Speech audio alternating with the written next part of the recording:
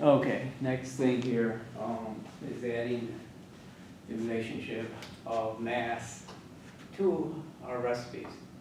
Okay, and in the previous one, we had this certain number of cups, and we can figure out how many recipes given that cup using the table, combined tables. So in chemistry, we don't have pound per cup. Okay, but we have a similar relationship. In a relationship, okay, so in the last one, we have pounds per cup in our recipes. Okay, how does that relate to chemistry? Well, we don't measure things in pounds. We have grams.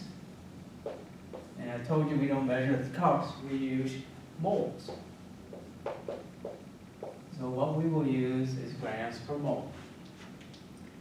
And from the where we left off before we went on break, I came up with this. It's called molar mass. And the way that you can figure the molar mass, or how many grams a mole of substance weighs, is you use the periodic table. For instance, 1 mole of oxygen weighs 16 grams. Okay. And the way you do that is you look at the periodic table, you find the average atomic mass. Okay, don't use the atomic number. The average atomic mass will usually be about twice or more the value of the atomic number, and it's usually found at the bottom of the element's square. And we're going to round to the nearest whole number for now, so we can use it kind of easier numbers. It'll make us easier to work with things. The idea is to get the concept, work on precision later. All right. So we figured out that 1 mole of oxygen weighs 16 grams. You just look on the periodic table, look for average atomic mass, round to the nearest whole number. That's how much 1 mole weighs. And we went over that in class before we left for break. Now 1 mole of water, H2O, is going to combine the masses of the hydrogen and the oxygen. So it's going to be 1 plus 1 for each hydrogen, and oxygen 16, so it's 18 grams. Okay. All right, so what we want to do now is figure out the set of pounds per cup for our substances, like we did over here.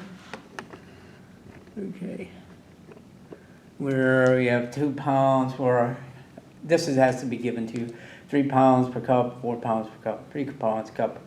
We want to come up with the same values for our 4 substances, propane, oxygen,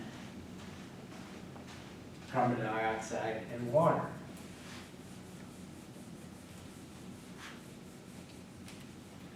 So for the table that we had up before, the pound table,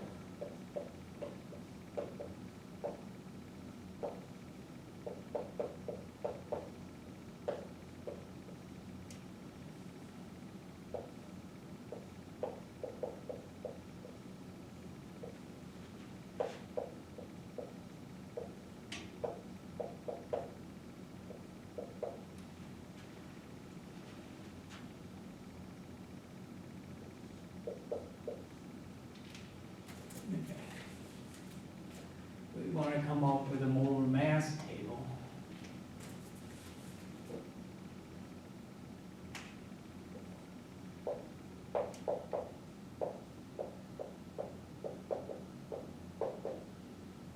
Okay, so we have C3H8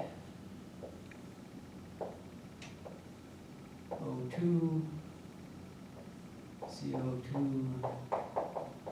and it's grams per mole. Okay. All right. For propane, it's going to be 3 carbons, so 12 plus 12 plus 12. Okay, plus 1 plus 1 plus 1, blah, blah, blah, blah. Or simplify it, 3 times 12 plus 8 times 1, 44. So 1 mole of propane weighs 44 grams. O2 is 16 plus 16, 32 grams. Carbon dioxide is 12 plus 16 plus 16, 44. And water we just did 1 plus 1 plus 16, 18 grams per mole. Okay, so we will put those in our table instead of the pounds per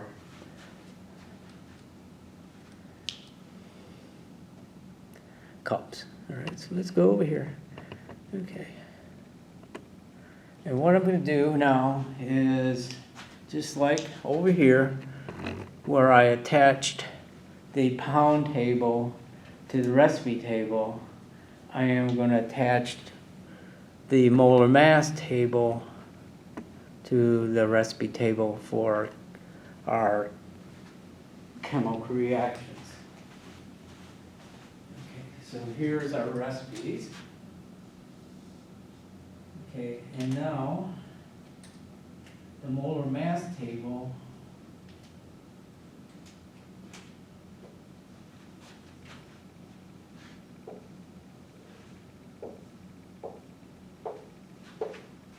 is down here, moles, grams per mole,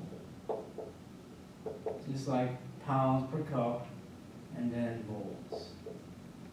Okay, this column here, this row here is what we calculated over under left,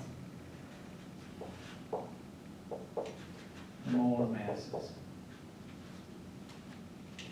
Okay.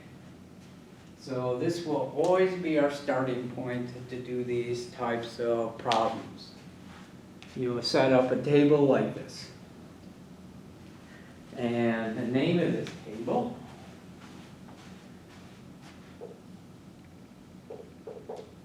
Basic Stoichiometry. And don't worry about trying to